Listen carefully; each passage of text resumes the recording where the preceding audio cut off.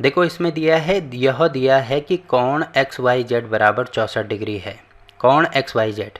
तो अगर मैं इस प्रकार से कोई कोण बना दूँ, 64 डिग्री है तो इस प्रकार से बनेगा, क्योंकि 90 से छोटा बन रहा है ना, तो ऐसे हम बना देंगे। तो एक्स वाई जेड है तो ये हो जाएगा एक्स, ये हो जाएगा वाई और ये हो जाएगा जेड। तो ये हमें दिया है किसके बराबर है, 64 डिग्री के बराबर है, तो ये हमने यहाँ पे 64 कर दिया। ठीक है, आगे दिया है और एक्स वाई को बिंदु P तक बढ़ाया गया है। जो एक्स वाई है उसको बिंदु P तक बढ़ाना है, तो इसको मैं और आगे बढ़ा देता हूँ ऐसे करके। ठीक है, क्योंकि क्वेश्चन में हमें दिया है ना बिंदु P तक बढ़ाना है, तो यहाँ तक मैंने इसको बढ़ा दिया। डॉट डॉट लगा दो या पूरा ऐसे लाइन बना दो, कोई फ़र्क नहीं पड़ता। तो इसको ये सीधी लाइन बनेगी, ये आपको ध्यान रखना है। ठीक है, P तक बढ़ाना है। ठीक है, आगे दिया है दी गई सूचना से एक आकृति खींचिए। देखो आकृति तो हमने यहाँ पे खींच दी। आगे दिया है यदि किरण वाई क्यू, यदि किरण वाई और क्यू, देखो क्यू हमें नहीं दिया है, तो क्यू का मतलब यहाँ पे देखो इसके आगे और इन्फॉर्मेशन ये दी होगी कि कोण जेड वाई पी, कोण जेड वाई पी। तो जेड वाई पी मतलब ये वाला कोण, ये वाले कोण को समद्विभाजित करती है। कौन सी, किरण वाई क्यू।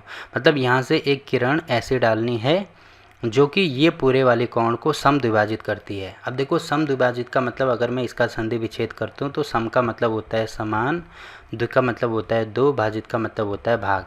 मतलब ये वाले कोण को दो बराबर भागों में विभाजित करेगी। तो मतलब जितना कोण ये वाला होगा उतना ही कोण ये वाला होगा। ठीक है, तो ये चीज़ आपको समझनी है कि ये वाई क्यू इसको दो बराबर भागों में बांटेगी। तो यहाँ पर मैं लिख देता हूँ, ये मान लीजिए कोण ए है तो ये भी कोण किसके बराबर होगा, ए के बराबर होगा। तो इसमें आपको बिल्कुल भी कन्फ्यूज़न नहीं होना है। ठीक, तो यहाँ तक हो गया।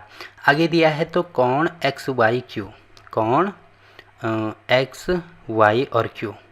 तो एक्स वाई क्यू मतलब कौन सा कोण, ये वाला कोण। इसको मैं यहाँ पे कलर चेंज करके बता देता हूँ। देखो ये वाला कोण एक्स वाई क्यू मतलब ये वाला कोण, और प्रतिवर्ती, प्रतिवर्ती मतलब उल्टा Q Y P, Q Y P. तो इसका प्रतिवर्ती कौन सा होगा, पूरा ये वाला हो जाएगा। इसका मान हमें निकालना है। तो देखो कैसे हम निकालेंगे। तो सबसे पहले तो आप यहाँ पे एक चीज़ देख रहे होंगे कि ये एक सरल रेखा बन रही है। ठीक है, कौन सी सरल रेखा बन रही है, एक्स वाई पी एक सरल रेखा बन रही है।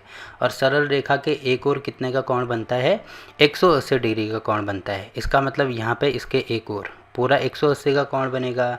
तो यहाँ पे मैं लिख देता हूँ ये किसके बराबर होगा, देखो ये वाला कोण प्लस ये वाला कोण प्लस ये वाला कोण। तो यहाँ पे मैं लिख देता हूँ कोण X Y Z, X Y Z मतलब ये वाला कोण। ठीक है, प्लस कोण Z Y Q, Z Y Q मतलब ये वाला कोण। ठीक है, ये वाला कोण, प्लस कोण Q Y P, Q Y P मतलब ये वाला कोण। तो यहाँ पे क्यू वाई पी में लिख देता हूँ।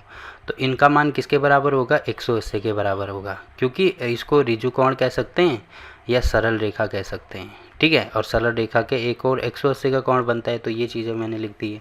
अब देखो इसकी वैल्यू एक्स वाई जेड, इसकी वैल्यू हमें 64 के बराबर दी है, तो ये हो जाएगा 64, प्लस जेड वाई क्यू इसकी वैल्यू ए हमने मानी है, तो ये हो जाएगा ए, प्लस इसकी वैल्यू क्यू वाई पी, इसकी वैल्यू भी ए है, तो यहाँ पे हो जाएगा ए। तो बराबर ये हमें दिया है 180 के। तो आप देख रहे होंगे अगर इसको मैं इधर लेके आता हूँ तो ए ये है, ए ये है, तो ए प्लस ए मतलब ये हो जाएगा 2a बराबर यहाँ पे हो जाएगा ये 180। इसको इधर लेके आएंगे तो माइनस यहाँ पे हो जाएगा 64। तो 2a की वैल्यू यहाँ से आ रही है, इसमें से ये माइनस करेंगे तो 10 में से 4 गया, यहाँ पे होगा 6, फिर यहाँ पे 7 बचा, 7 में से 6 गया, यहाँ पे होगा 1, और 1 में से यहाँ पे 0 होगा तो यहाँ पे हो जाएगा 1, मतलब ये हो रहा है 116। अब केवल ए मुझे निकालना है तो इसको नीचे लेके आना पड़ेगा। तो ये हो जाएगा 116 बटे में यहाँ पे हो जाएगा 2। अब 2 से इसको काटेंगे तो यहाँ पे हो जाएगा 5 दूनी 10, फिर 1 बचा 16 हो गया, तो 8 दूनी 16। इसका मतलब ए की वैल्यू हमारे पास आए 58 डिग्री। ठीक है, तो ए की वैल्यू तो हमने यहाँ पे निकाल दी। मतलब ये वाला जो कोण होगा ये भी 58 होगा, और ये वाला जो कोण होगा ये भी 58 होगा। तो ये हमने निकाल दिया। अब देखो पहली चीज़ हमें निकालना क्या है, इसमें पहले निकालना है कोण एक्स वाई क्यू। तो यहाँ पे मैं लिख देता हूँ, आप नीचे लिखेंगे, मैं इसको यहाँ पे लिख रहा हूँ। ठीक है, तो कोण एक्स वाई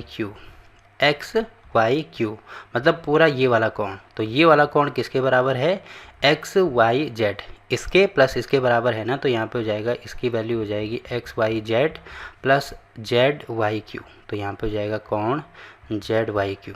ठीक है, अब इसकी वैल्यू हमारे पास है देखो 64 के बराबर है, प्लस जेड वाई क्यू इसकी वैल्यू हमने 58 निकाली है, तो यहाँ पे 58 हो जाएगी। अब इनको जोड़ेंगे 8 और 4 12 को 2 और 6 और 5 11 और 1 12, तो ये भी आ रहा है किसके बराबर, इसको जोड़ेंगे तो 8 और 4 12 को 2 हासिल 1, तो 6 और 6 12, ठीक है 122 डिग्री के बराबर आ रहा है। तो ये वाला कोण तो हमने निकाल दिया। ठीक है, किसके बराबर है, 122 के बराबर है।